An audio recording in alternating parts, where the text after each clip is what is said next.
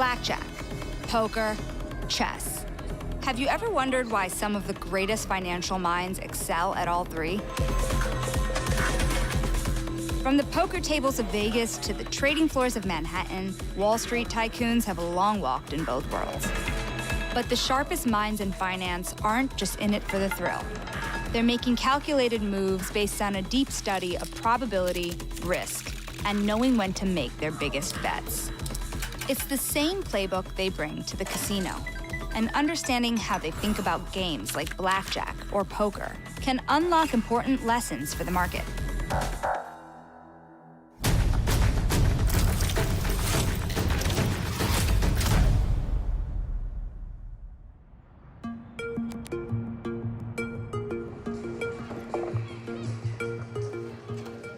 I've been barred from many casinos, and ironically, the first U.S. casino I was ever barred at is Bally's. This is Boaz Weinstein. He's known for some pretty massive bets, including taking the other side against J.P. Morgan's infamous London whale disaster, where he was able to make his firm nearly $300 million by some estimates. Like many successful traders, Weinstein is also a gaming prodigy. He became a chess master by the age of 16, and he's a skilled blackjack player with the rare ability to count cards.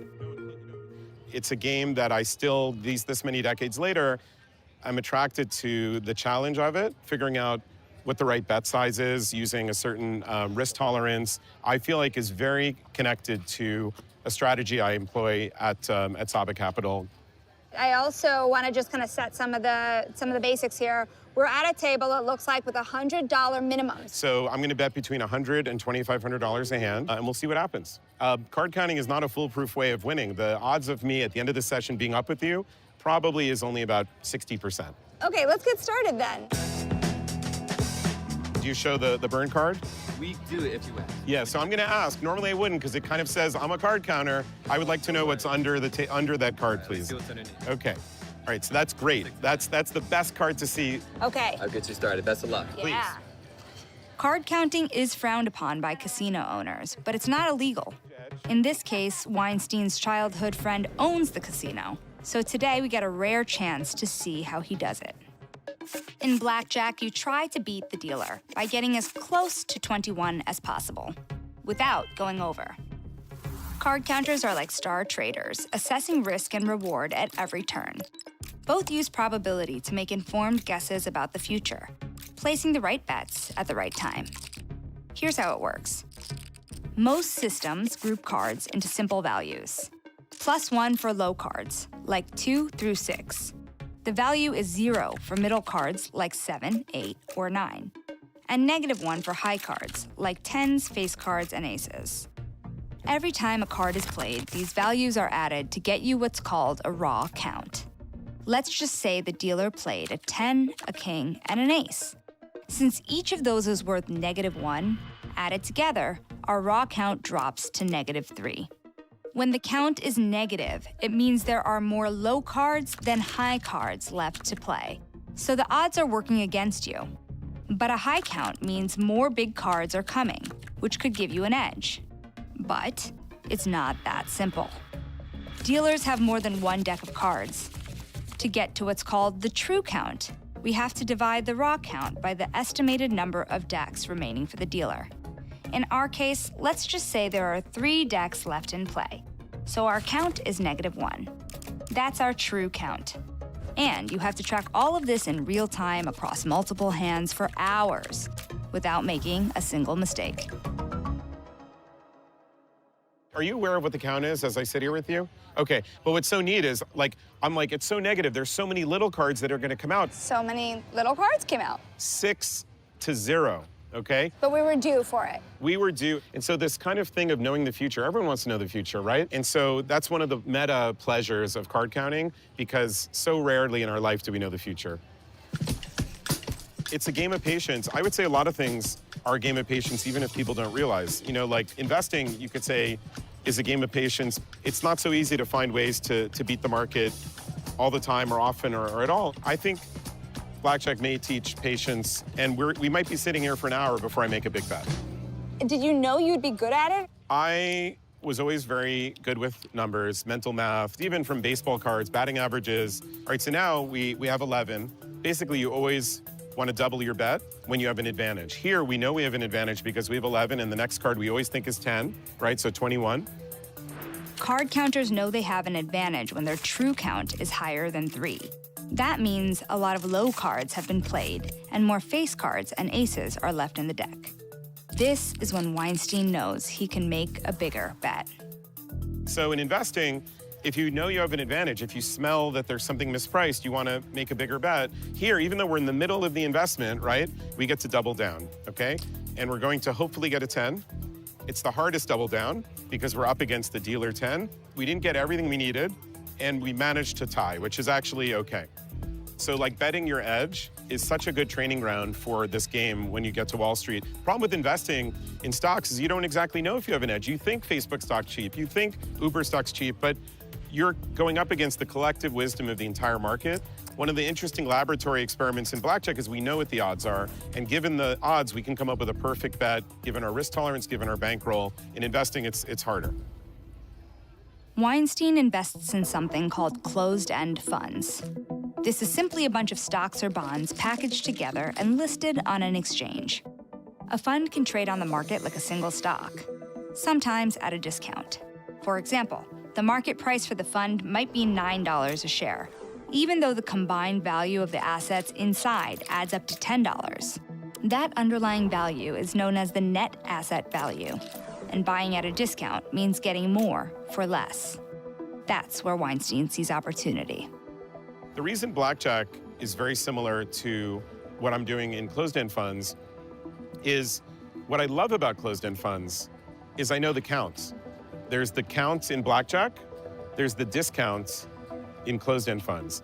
You know, we're sitting right now at flat count, actually. We're at net asset value. Exactly. You're good at this. When there's a discount, the investor has an edge. And in Blackjack, when there's big cards to come, the player has an edge. And so we know what the edge is. In Blackjack, we know what the odds are. In closed-end funds, there's uncertainty, but we know how cheap we're buying something. Just like any other Wall Street investor, Weinstein will wait until he finds his edge, in this case, the discount, to place his biggest bet. But whether it's Blackjack or investing, having an edge is never a sure thing. You can't control the next card or the market. You just try to play the odds when they tilt in your favor. I think is almost as close as you can get from a casino game to a Wall Street investment. How long did it take you as an investor to not get emotional about markets? I think some of it comes from even this game that I lose so frequently. And I think one good thing about sports and about games where losing is a part of it, you never have like a perfect record, is that it teaches you to regulate your emotions in that way. Okay, we doubled down before 11 against 10. So now we just won $400. Plus the double down is $800. And so we're now ahead. Fist bump, a little fist bump, we're ahead. Luck is a major factor. You can't be upset when you lose money on a good bet. I think in these kinds of games, people think luck plays a huge role, and it does. And in investing, they think it doesn't. They think they were right because they were smart, and I think luck plays a very big role, and it takes a very long time to be able to separate who was lucky and who was good. For Weinstein, the intersection of cards and finance isn't just about hard math. It's about time, discipline, and emotional control. To play the long game, you have to endure losses, sometimes substantial ones, and still trust that the edge you've calculated will ultimately work in your favor. So what was the hardest time you've ever lost money? It was '06, and we were never not up a lot. It was the rapid-fire loss of a few $100 million, where I just never had that happen before. I think one of my talents is the ability to process tough times and see the bigger picture. And I think some of it may be connected to feeling lucky as a kid. To have been born, you know, coming from a place where my mother, being born in the Warsaw Ghetto, her odds of surviving just simply being a Jewish person born in Poland, out of 3 million Jewish Poles, only 150,000 survived. So understanding that as a kid and feeling so lucky that I'm here, I think that also, plus the learning about loss by games, I think helped me be able to process losing in the markets and trying to keep a cool head. We're getting near the end. This is the last hand. I should have put more out. Okay. I thought we had one more hand in us. Here, no, hold on a second. Hold on. Dealer, if it's okay. The reason we made the biggest bet of these multiple hours we've been sitting here is they were extra tens and aces. Okay. Look at the 3 cards on the table. Tens and aces. Right? And it's so nice that we end here because this is one of the great joys of knowing the future a little bit. And we're so rewarded because if the dealer had the ace, we can only lose our money. If we get the blackjack, we get paid 150%. At least one of these is gonna be a 10 for us, and you're not gonna have a blackjack. That's what we want, and then we end super strong. Okay. We're already ahead, and we can end up way ahead. See what the face card is? Show the 4. Blackjack. 20. Another blackjack. Oh my God, this is amazing TV. Okay. Oh my God.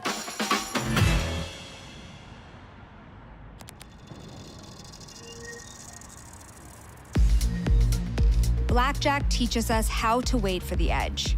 It's a numbers game where probability is known and optimal moves can be calculated in advance. But poker is different. It's messier, less about certainty and more about psychology, reading the table, managing incomplete information, and adapting on the fly. It's a game that's less about fixed edges and more about risk, bluffing, and knowing when to fold or go all in. Hi, guys. Hi. Hello. It's so good to see you. Today, I'm sitting down at the table with 2 players who know this better than most. Liv Boeree, astrophysicist, top female poker player in the world, and Galen Hall, a former poker pro who went on to start his own hedge fund. Lucky for me, we're not playing for money, just my pride. I don't exactly know what I'm doing here. That's fine, neither does It makes it Galen. more fun, you know? That's not what I heard about him.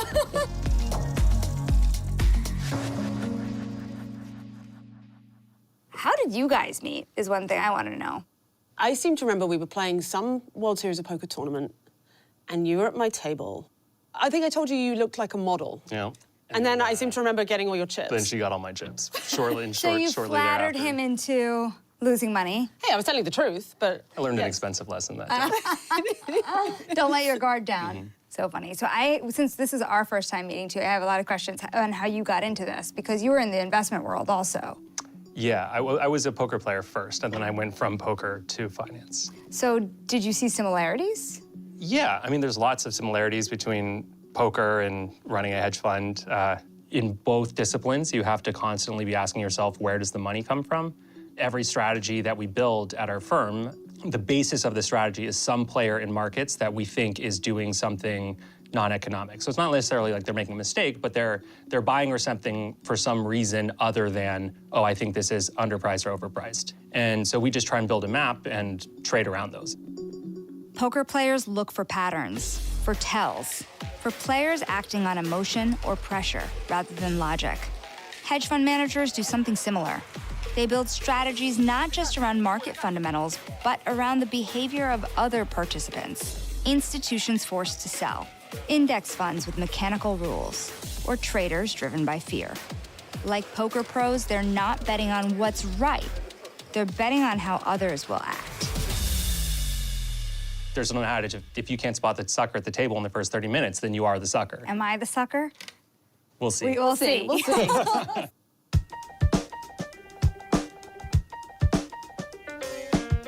Okay, should we deal? Yeah, let's do it. You have 680 in chips. So action on you, check or bet. Check. Okay, fine. So conservative, I'll check. Boeree is now retired from playing professionally, but recently returned to the World Series of Poker, winning $2.8 million and setting a record for single cash prize won by a female player. Liv Boeree, with that $2.8 million, sets a new high watermark. I mean, I technically retired 5 years ago, and like talking about like the new wave of poker where everyone's playing this game theory optimal style. Like, I'm so bad now compared to how I was like 7 years ago because I just haven't been studying. So I came in with a very different attitude, which is just like, I'm not a pro anymore. I'm not gonna do any studying and try and play optimally. I'm just gonna play purely by like feel. Poker was once driven by instinct, bluffs, gut feelings, and reading your opponent. This is the root of game theory. everything changed in the early 2000s with the rise of online poker. Suddenly, players had access to vast amounts of data and sophisticated tools. For the first time, computer programs could simulate millions of hands, testing and refining strategies against every possible response. These simulations didn't just guess. They were calculated responses to play mathematically perfect poker. The result was something called game theory optimal, or GTO, a style of play that makes a player nearly impossible to exploit. Because if you're using mountains of data to play a mathematically perfect game, it's like you're a robot with no tells and no obvious weak spots. It used to be all about street smarts and like hustling and intuitions. It was a very intuitive game and almost more like an art. And then because of this like data revolution, you could save all your hand histories and then build tools to analyze them. You had these, 19-year-old computer science or math majors in college who had played 1 million hands online, more hands than anybody else had ever played before, and mostly just dominated the old guard. Basically like a scientific revolution in poker. Oh, wow. That's a strong hand. That's a very nice hand. What a start. just basically the nuts. Okay, I needed the confidence. There you this go. is good. Yeah. That's the thing. Poker is all about cultivating an image with people that, as long as you're aware of what they think of you now, and you've set that up sufficiently, then you can deviate and get them. So maybe you're playing the long game. And so are markets. You could argue that markets also are about your image and what you're projecting to the world. Exactly. And that's the dream, where you can, you can go short something, tell everybody that you're short, and then everybody else goes short too. Into it because they believe you. Okay, so let's do the next hand. So you so Liv is raised. You raised, okay. To 20. To now 20. It's on you. So that means I put in 3. Yeah, Okay. and then now I will do what I often do, and I will make it 160. So do you always do this? This is a thing he does? Well, he does it a lot. Galen is what we would call a loose aggressive player, generally speaking. This just seems aggressive. No, he is. He is an aggressive player, but it's a very good strategy to be in general, because if you're aggressive, you're giving yourself 2 ways to win a hand. Well, that's the fun of poker is, made it how much? what are you like? What are your opponents like? What is the appropriate frequency and strategy to pursue in order to win the most amount of money for your opponents at this moment in time? There's another big similarity between poker markets is it's really important to be introspective and know what you are like at the core as a person and how you sort of play the game and where your internal biases are. So when you went from poker to the world of hedge funds, was there anything you took with you from poker that helped you in hedge funds? Yeah, so the one part that translates there is, of course, the where is the money coming from question, where in poker you always have to know where your money is coming from, and in our fund, every strategy we have a player in the market we think that we're making money off of. But the other thing that is really helpful is playing poker professionally is like speed running a visceral reaction in understanding at a deep level what variance feels like. You can study all the stats you want, and you can run all the simulations in Monte Carlos, but like until you've flipped coins or like you've been in situations that are like 50-50 or 60-40 for lots of money and you've lost 20 in a row, you just can't know what that feels like. And every great poker player this has happened to them not once, not twice, but many times. They've just gone through unbelievable swings of catastrophically bad luck, incredibly good luck, and you really develop like a Zen robotic ability to disconnect your brain from the results and just think, am I making good decisions? Are these decisions reasonable? And whatever happens after that, you don't care. That's only something you can get through just like living through this, having your like embodied feeling of like how the odds are.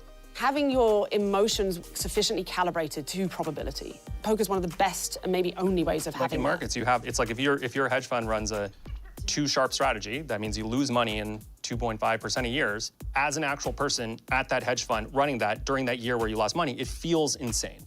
It feels like you don't understand how the world is working. It feels like you are going insane. Having that experience from poker really prepared me for like the swings that you have in a hedge fund.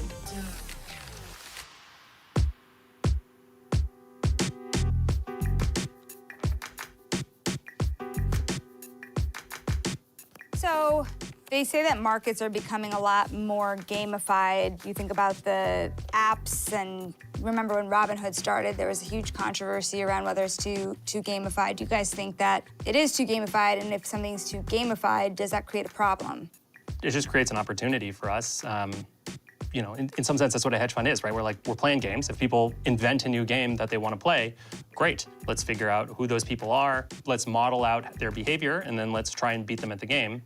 Especially during pandemic, they decided they want to gamble in the stock market and treat it like a casino. Okay, we can be on the other side of that.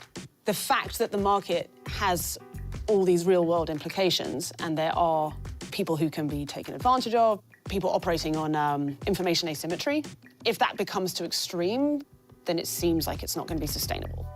You think about it, it's not just the market anymore. Now you can bet on kind of anything, right? If you think about these election betting platforms. I actually think prediction markets are fantastic because, you know, we're in this sort of era of informational breakdown. It's so hard to sense make about what's true and what's not. If I want to know, what's the likelihood that this thing that, you know, some big political things happened and someone makes a statement about it, I would go on one of these prediction markets to see what the market says as a way of thinking, because it's kind of like a hive mind. It's like the wisdom of the crowd. I think part of the worry, right, with some of these betting markets or even the gamification of markets is addictive personalities, people betting more than they're able. How do you think about that scale?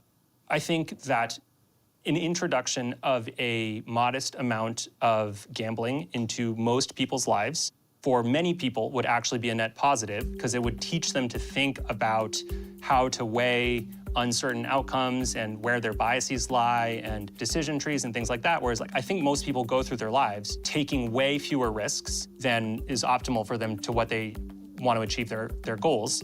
There's just a fear that people have of risk-taking. And obviously, risk-taking comes from a place of privilege, especially your ability to take risks. But even on very small scales, that you think about dating or relationships, people don't take enough risks. I think a little bit of poker at an early age helps people think about that. It gives people statistical literacy. They know some things are just much more likely than others. And anything that trains people to understand probabilities and just think through things with that, with a greater degree of nuance and granularity than it either does or it doesn't happen, I'll just leave it up to fate, is a service to humanity. So the line between a professional gambler and a Wall Street trader is thinner than we think. They're two arenas where fortunes are won and lost. Not by chance, but by preparation, patience, and grit. What sets them apart isn't luck. It's the ability to tolerate risk, to trust the math, I'm gonna stay. and to keep playing long after the losses. Both worlds demand sharp calculation, mental resilience, and the ability to act under pressure. The best players and the best traders don't just manage risk, they embrace it. And in games of uncertainty, understanding probability and staying calm in volatility isn't just an edge, it's everything. So let's see. Let's see it. Great. Oh, look at that. Got a small Maximum value. Oh. Nice.